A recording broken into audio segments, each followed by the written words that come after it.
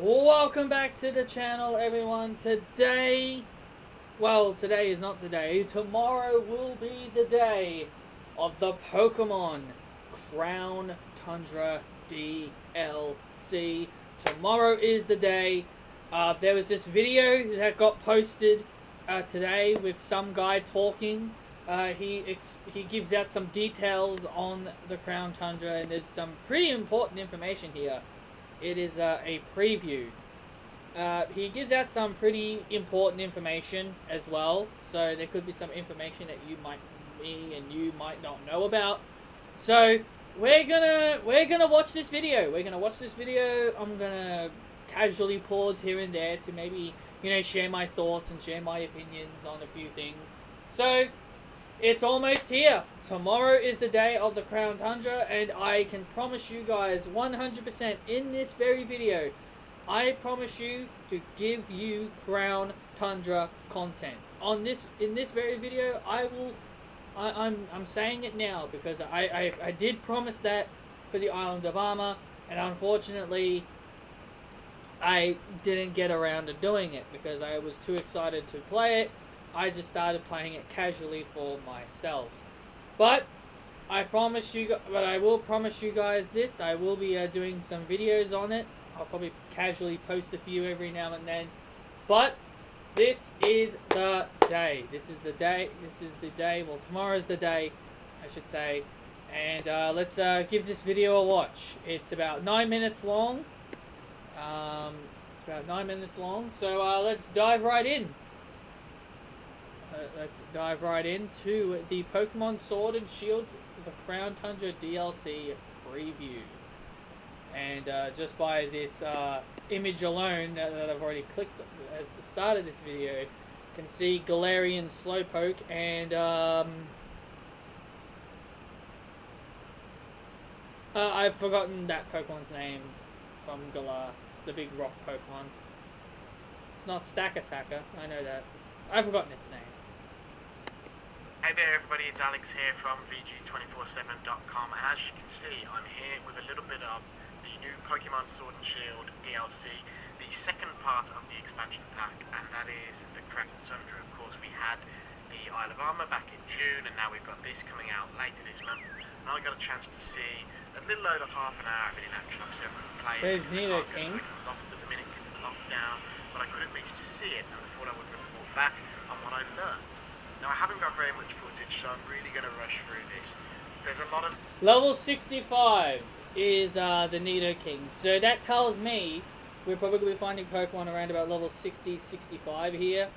I'm creating my own team because I have like a whole bunch of level 100 Pokemon. So I'm kind of rebranding my own team. And you will see that when we get to the Crown Tundra tomorrow. The obvious stuff is back, so obviously there's even more Pokemon that didn't make the cut in the original game. They've returned, there's some new Pokemon, there's some new moves and stuff like that. There's also great to see Nidoking back. The Crown Tundra itself, which is another 3D open world area, just like the Isle of Armor and the wild area in the main game. And it isn't all snowy, there's plenty of greenery and open water and stuff like that too. So there's a good variety, even though the Isle of Armor is based on cold Scotland. Obviously, Sword and Shield. What was that in the water? UK, and yeah, so the Crown Tundra is basically based on Scotland. Now there are essentially four main pieces of new content I wanted to point out as part of this video.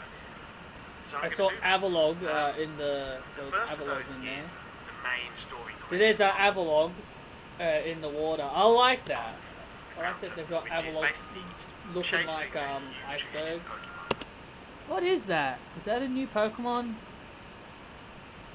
Which, if you've been following the promotional stuff, is the all-new legendary Pokemon Calyrex. Calyrex is a psychic grass type, and it's its category on the official website is the King Pokemon. It seems like it might have actually been one that actually ruled Galar. It's got a sort of royal attitude. It's got an expression where it always seems like it's down on you, which is pretty funny. And yeah, you don't learn too much about it early on, which is the stuff that we saw, but obviously this is going to go places as a story. The main story, from what I saw of it, I didn't see very much because they didn't want to show very much because of spoilers, it seems like it's going to be a solid introduction to the characters and the towns that populate the Crown Tundra. Man, look at that. And obviously you're going to be chasing Calyrex, and I assume eventually you're going to be, you're going to be catching it and able to make it part of Okay, there's an ad the team, which is coming cool. up, so we want to... I hate when they have ads in the middle of videos. They're just really, really annoying. So...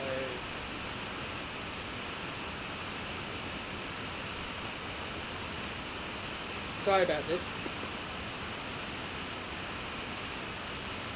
The second part is something that, if you're a fan of the earlier generations of Pokemon, is particularly exciting, and that is the legendary tree of the legendary tree, which is basically the legendary birds, the trio of birds from the original Pokemon games.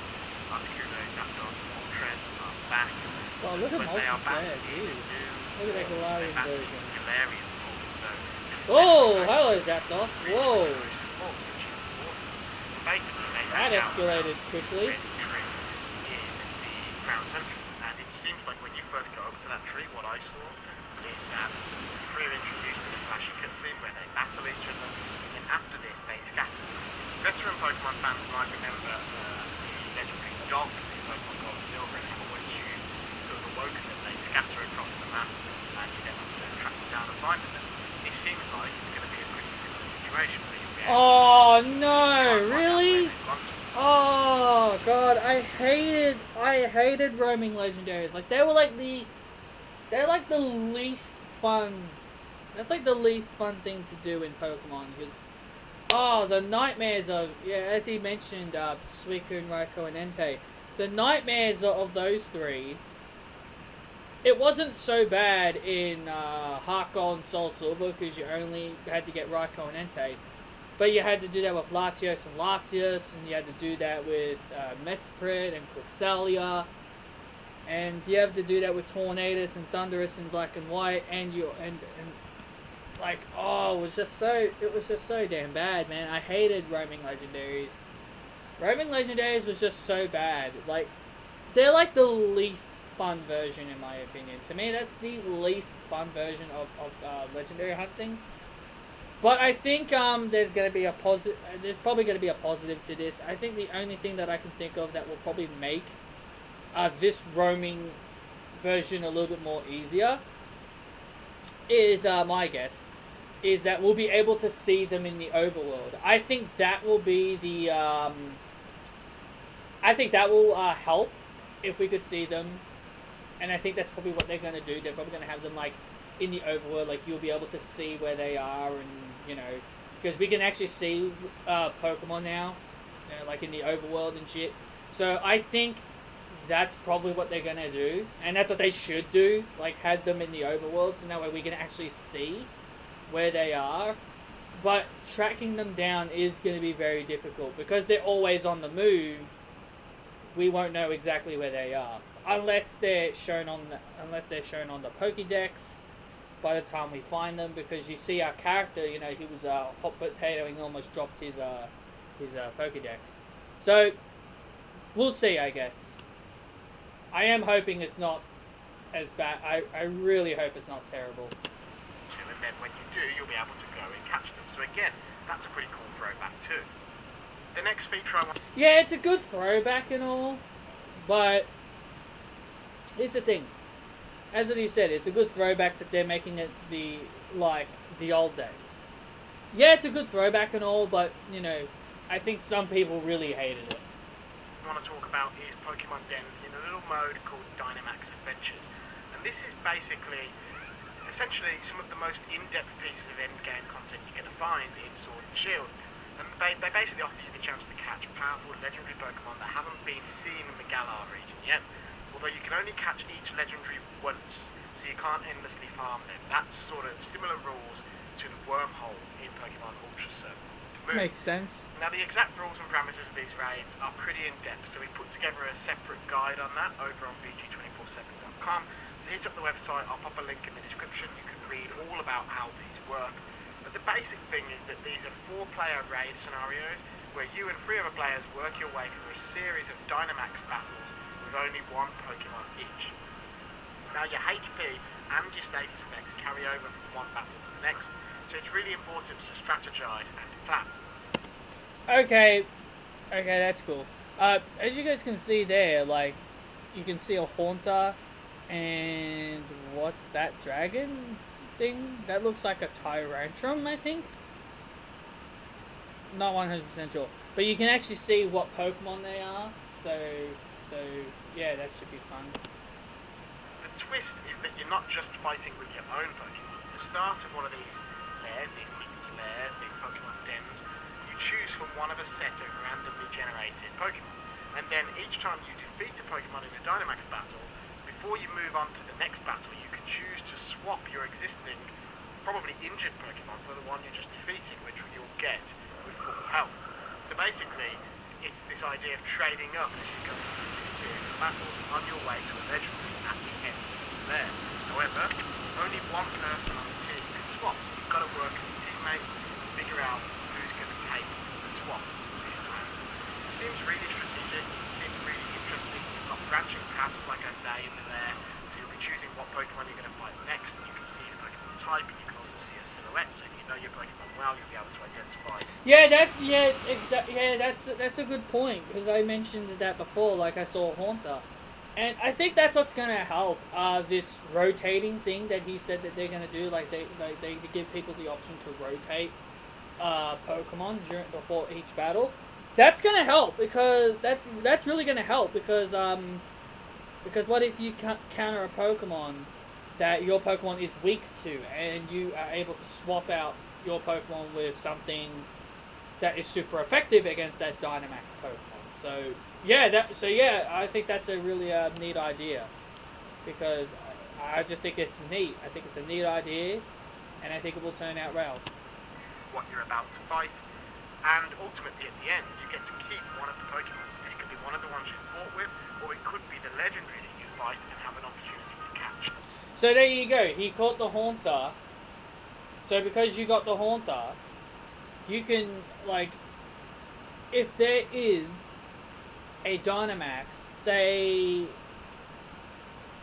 Ghost type, or maybe, or like another, or maybe like a Poison type, because that Haunter can use Hypnosis and Dream Eater. So, like, for example, like, you can, like, swap your Pokemon for like a Pokemon that is super effective against yours. But if you know like, in his Pokemon here is Rhydon, and if you know that there's a Dynamax battle coming up, say maybe like a Flying type, and you know Rhydon can take care of it, then you don't need to worry about the Haunter. So it's definitely a smart idea. At the end, obviously there's a lot of legendaries to catch, so there's a lot of scope in this mode. There's a lot of things that you can do. So as you guys can see here on these silhouettes, well, you guys can't see, sorry. There's a fighting type over there. Can't really tell what that is. There's a Hawlucha there. The water one looks like a Cramorant, and the other water one looks like a Crawdon. So yeah, as you saw, because he has a Rhydon, you go to the flying one. You go to the flying one because your Pokemon's a Rhydon. And if you had that Haunter, you wouldn't have to worry about, you would have a huge advantage over the fighting one. So yeah, I can definitely see why they're giving you the option to change your Pokemon, because if you can see the Pokemon because you can see the silhouette of the Pokemon and you will know what you're dealing with. Yeah, I definitely am all for that idea. I'm definitely all for that. And it seems like a really fun way to really force you to think about how you battle with the fact that health and stuff carries over. I can see people spending a hell of a lot of time in this mode. And last but not least is the Galarian Star Tournament, and this basically feels a little bit like anime coming over to the games a bit more, I guess. The Pokemon video games have taken inspiration from anime for ages. I mean, they made Yellow, which is just... Oh, that's a Poliwrath, I can tell. And then Let's Go obviously carried that on. But this is basically an expansion of the idea they had to move Pokemon Sword and Shield's gym battles into stadiums with fans watching, which always felt like it was intended to give the gym battles some of that energy they have in the anime.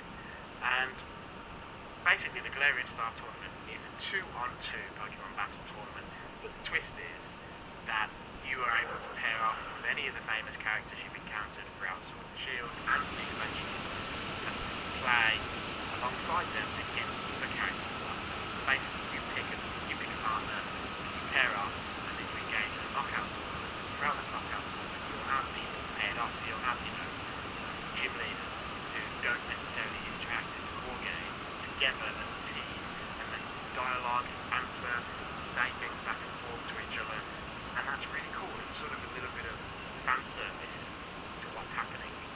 Depending on who you team up with and who you encounter, you'll hear different dialogue and get a deeper insight into these characters. But on top of that, this is described to me because Pokemon has the hardest challenge in the game. These are super high-end end-game battles. You actually need to have these in both DLC chapters and in the champion before you can even tackle this. So it's just a place for you to really get stuck in to some really, really difficult battles.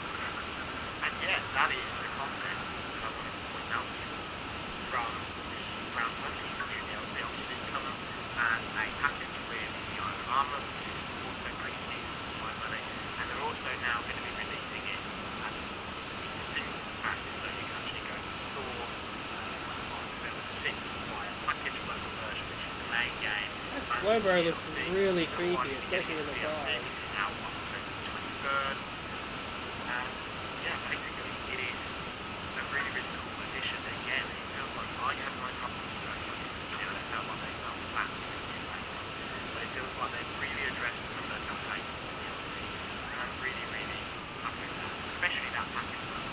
That feels like Yeah, I agree. Like, everyone was complaining about a national dex, but the DLC added more Pokemon. So I can definitely agree with that. particular now. It feels like far better value than if they'd done a third version of these games, as they typically have done. Obviously, we'll be back with more of this once the DLC actually launches, so keep it locked in here and on VG247.com. Don't forget to give us a like, give us a subscribe, all that stuff. It really, really helps us out. But that's it from me for now. Until next time, everyone. See ya. Alright, so that's the end of this little preview. Yeah, I'm personally really am excited for the Crown Tundra. Definitely looking forward to it. I've really been hyping up the Crown Tundra quite a lot.